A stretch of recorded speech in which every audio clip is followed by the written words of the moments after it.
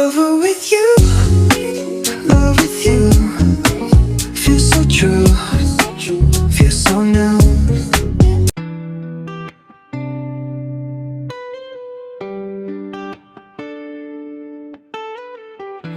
Hindi na kita pwedeng makausap, wala nang text, tawag o video call.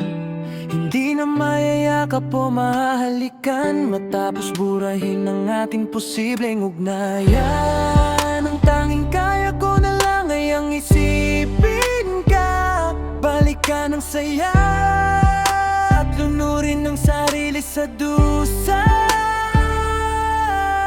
Paulit-ulit na sumasagi sa isipan ng ating huling usapan. Pinagmasdan kang lumabas ng ating pintuan para itong pelikulang katatakutan na walang katapusan. Kailangan ko lang magpaubaya para lang pakinggan sa bawat oras sa isang linggo, para ilabas ang sakit, pag-ibig, galit at pait. Lahat ay ipipilit, pinapakalma niya ako sa gitna ng iisang kwento. Mga takot at isip na paulit-ulit na tumatakbo.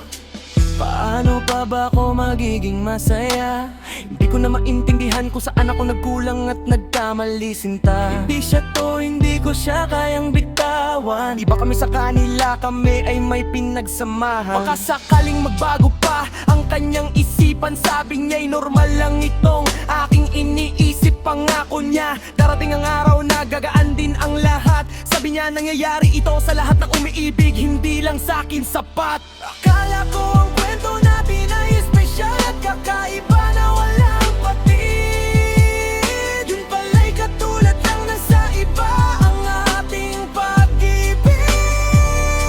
Parehong simulang triulo, puno ng sakit. Hindi lang ako handa sa wakas na pag-iibig ang kaibain.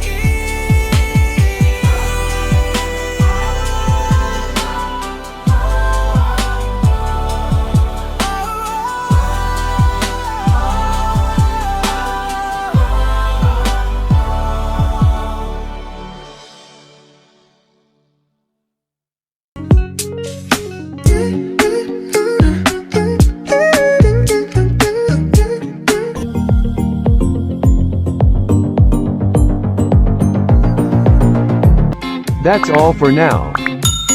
Until next time. Thanks for watching. And don't forget to like, subscribe, and share.